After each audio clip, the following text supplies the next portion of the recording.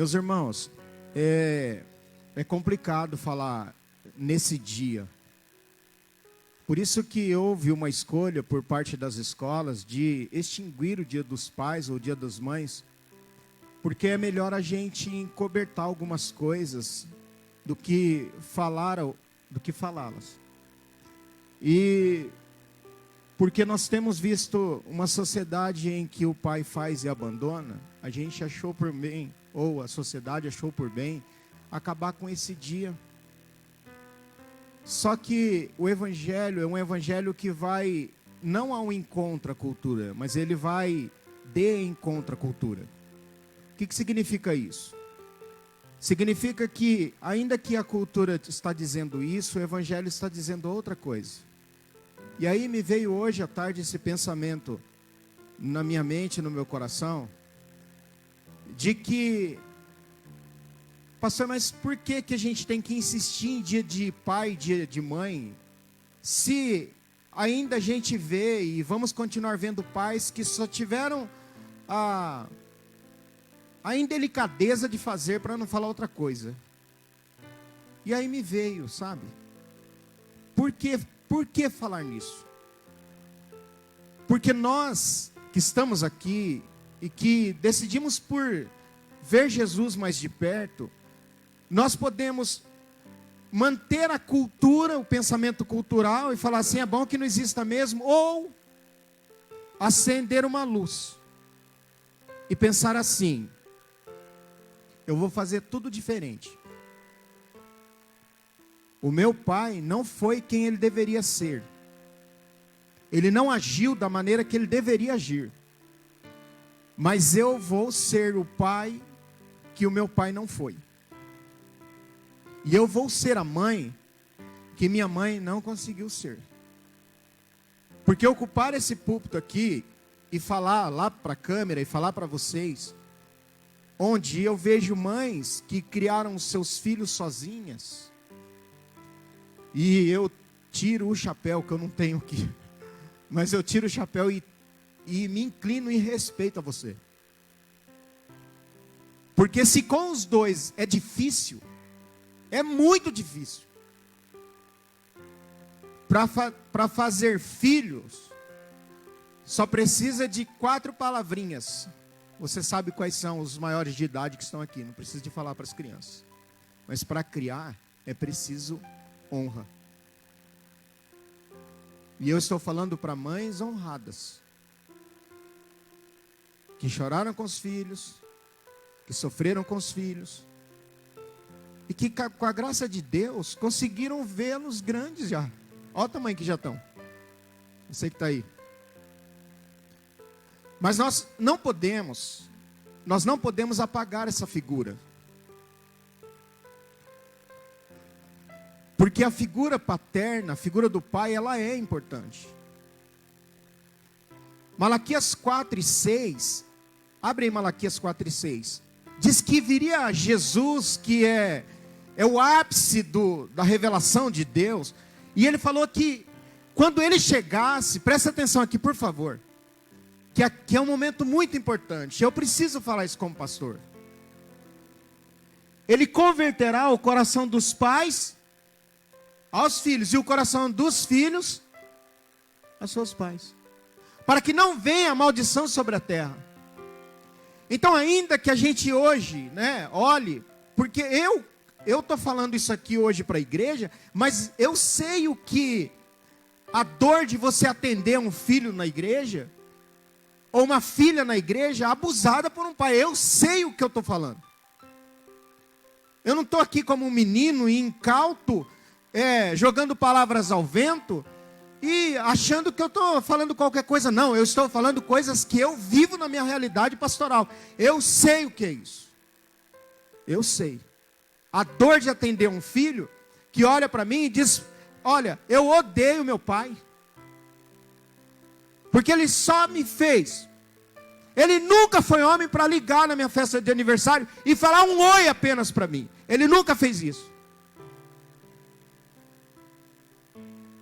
Então eu não posso de forma alguma me furtar da responsabilidade de dizer que o evangelho E graças a Deus que você está aqui me ouvindo nessa noite, porque você tem um pai que é maior do que o seu pai. Você pode falar amém? Que é maior do que ele.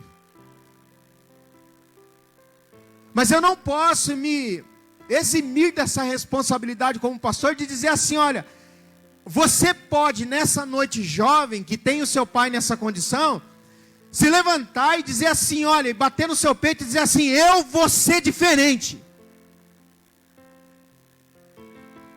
Ele agiu de forma canalha comigo, ele não deveria ter feito isso, mas eu vou fazer diferente. Sabe por quê? Olha, eu não acredito, eu não estou falando de quebra de maldição no sentido que as pessoas falam. Não é esse sentido. Eu estou falando que uma hora essa maldição ela precisa ser quebrada, no sentido de que, bom, meu pai foi assim comigo, agora daqui para frente, eu vou fazer tudo diferente com os meus filhos. Porque hoje você é uma menina, você é um menino, mas você vai ser mãe, você vai ser pai.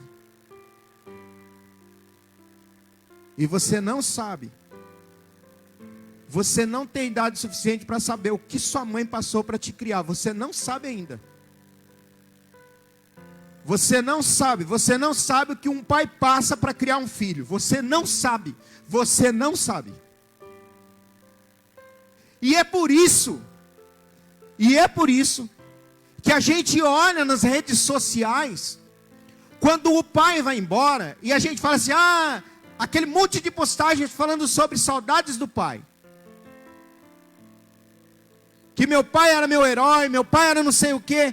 Por que perceber isso só depois que ele foi embora?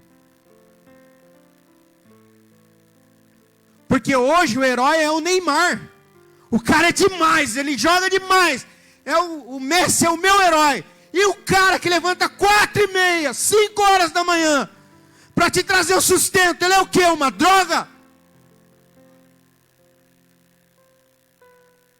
Ele não é ninguém. Ele não tem valor. Ele só vai ter valor o dia que ele estiver dentro de um caixão e você segurando na alça do caixão.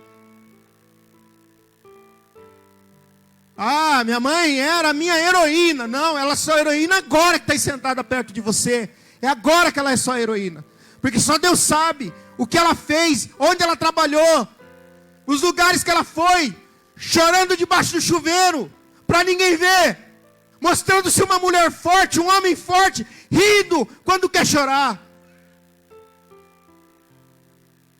Porque o pai vai embora, e a mãe também vai embora.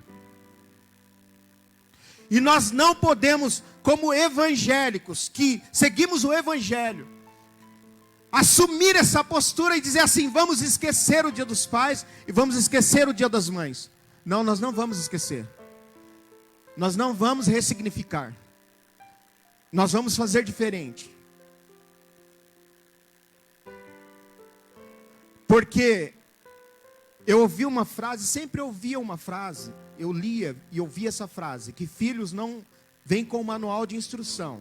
Eles são o manual de instrução, eles próprios. Mas eu ouvi um complemento dessa frase esses dias. Filhos não vêm com o manual de instrução. O manual de instrução de um filho é você olhar no olho dele. E aí você descobre a ficha técnica dele. A figura paterna, ela é precisa. E é por isso que, como pastor, nessa caminhada de 12 anos como pastor, dirigindo a 4ª igreja, eu descobri algumas coisas. E eu falei isso num retiro. E olha que o que eu vou falar aqui me pesa muito para falar. E eu não sei se alguém que estava nesse retiro, nesse dia, e se lembra quando eu falei. Eu estou assumindo uma postura aqui, hoje, diante da igreja, que eu falei no retiro e sempre falo. Num passado, lá quando eu comecei a dirigir igreja, eu falava assim, se tem um departamento que eu acho que eu nunca vou liderar, vai ser os jovens. Porque dentro da minha cabeça eu pensava, nossa, jovens acho que dá muito trabalho. Eu pensava comigo. Não é o que eu mais, não posso falar assim, é o que então o pastor tem o grupo preferido dele. Mas é a quem eu mais dedico, mais de mim. Sabe por quê? Porque se tem uma coisa que o diabo quer fazer é matar no ninho. Porque se ele matar um jovem e acabar com a vida de um jovem, ele acaba com tudo. E eu assumi uma postura lá no retiro dos jovens. A seguinte: eu sei que tem pais falhos. E tem pais que você não vai ter como dar um presente para ele, mas você vai dar para sua mãe, com certeza, né? Ela é um belo de um pai. A sua mãe é... Eu tenho um termo que o pessoal fala assim, é o cara, né? Mas é. E eu assumi uma postura naquele retiro, eu falei assim para os jovens assim, ó. Quando tudo for escuro e cinzento na sua vida, e você olhar e não ver a figura do teu pai, porque eu sei a falta que faz um pai para um jovem na igreja. Vocês não têm noção do que eu tenho na minha mente agora falando isso para vocês, como pastor. Mas eu falei para eles assim: quando a noite estiver cinzento, o dia estiver cinzento e a noite escura, e você, jovem, não tiver a figura do seu pai, você está na igreja, eu gostaria que aparecesse um highlight, um luminoso piscando assim, ó, Celso, Celso, Celso, Celso. A postura que eu estou assumindo aqui nessa noite é assim, ó. Eu sei que eu posso estar falando com alguém. Eu não posso ser o teu pai, lógico que eu não posso. Mas eu posso te orientar. Eu posso te orientar. Ah, porque você é melhor, pastor? Não, sabe por quê? Porque eu andei um pouquinho mais que você, e eu já vi muitas coisas na igreja acontecerem. E eu já atendi muitos jovens. E muitos jovens que hoje inclusive me chamam, eu recebi mensagens hoje de outros lugares. Jovens que olham no atendimento e dizem para mim assim: pastor, não vai dar. Não vai dar. Vai dar, rapaz. E deu certo. Então eu quero dizer para você que quando eu fiz essa leitura de Corinto 13, é que a gente descobre que o que é amor quando a gente olha para a Bíblia. E uma das características do amor, Línia, a Bíblia diz que o amor é sofredor. Qual que é a visão que a gente tem de amor? Balãozinho de gás hélio voando em forma de coração, não é isso? Nada a ver. O amor é sofredor. O amor é olhar e sentir a dor do outro. É olhar como pastor e ir para o seu joelho. Sabe que eu vi um professor nesse segundo semestre da faculdade, e ele é pastor de uma igreja bem grande em Curitiba. Eu não vou falar o nome dele, mas ele falou que um dia uma pessoa da igreja olhou para o filho dele, e ele como pastor falou: você não tem vergonha na cara? Não, rapaz, você é filho do pastor. Ele chamou o irmão, sentou do lado de cá do gabinete e falou: olha, eu vou conversar com o senhor como pastor. Então, pega o menino, orienta ele, não deixa mais ele fazer isso não. Não se pode ter uma conduta dessa na igreja, avisa ele, explica: o senhor é obreiro, parabéns, está certinho. Tirou a cadeira, colocou do lado assim e falou assim: agora eu estou conversando com você como pai. Você nunca mais fala isso para o meu filho. Sabe por quê? Porque meu filho não é pastor. Pastor sou eu. Então você não tem o direito de falar isso do meu filho. Sabe, irmãos, a gente quer perfeição. E há pessoas há pastores que os filhos não estão mais na igreja de tanto ser massacrado. Filho de peixe é peixinho. Filho de crente não é crentinho. Filho de pastor não é pastorzinho. Cada um dos que estão aqui nessa noite, que dentro do seu coração, vou te dar um conselho agora. Pastor, mas só que é o seguinte: o senhor não sabe o que meu pai fez para mim, e eu não vou perdoar ele. Eu não vou perdoar ele. Rapaz, vai dar conta de cada palavra que a gente falou.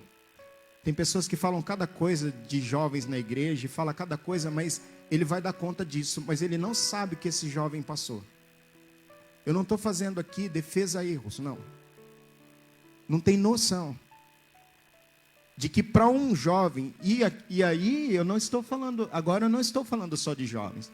Quantas mães que foram abusadas pelo pai lá atrás e que carregam marcas até hoje? A igreja é lugar de doentes. A igreja é um hospital. A igreja é um lugar de cura. Aqui é o único lugar. Você não vai ouvir essas palavras que eu estou falando lá na escola. Não. Você vai ouvir aqui. E quando a gente olha para a palavra, ela diz assim, olha, é sofredor. Para você mudar a sua vida, escuta, preste atenção. Para você mudar a sua vida hoje, você precisa perdoá-lo hoje. Pastor, mas não tem como pedir perdão mais, sabe por quê? Porque ele morreu. O perdão não libera ele. O perdão não libera o outro. O perdão libera quem? Eu. Porque quando eu perdoo, eu falo assim, foi um crápula, não presta. Mas eu falo assim, ó, Deus, eu não consigo me lembrar desse nome. Na verdade, se eu pudesse ir ao cartório e tirar esse sobrenome, eu tiraria. Mas eu quero te dizer uma coisa. Você não pode carregar essa maldição para a sua vida. Perdoa. E diz assim, ele não presta mesmo. Porque eu vou dizer para vocês, tem pai que não presta. É verdade, eu concordo com você. Que na minha profissão dá vontade de dizer para ele assim, rapaz, se você não presta. De verdade, você não tem caráter. Mas você vai olhar e dizer assim, não, é verdade. Tudo isso que o pastor está falando é verdade. Mas Senhor, eu não consigo perdoar porque ele quis tirar a minha vida. Ele quis me matar. Eu não consigo perdoar, eu não consigo perdoar. Mas você vai falar para o Espírito Santo, me ajuda. Sabe por quê? Porque se você não fizer isso, você vai passar isso para o seu filho, para a sua filha. Ela vai carregar essa carga. Aí ela vem, o próximo passo, ela vai falar para você a mesma palavra. Vem o próximo, a mesma palavra, mesmo próximo, mesmo palavra. Não tem fim, não tem fim, não tem fim. Até que alguém se enforque. Então a oração nossa nessa noite é, Deus, me ajuda a perdoar o meu pai. Eu não tenho força, mas me ajuda.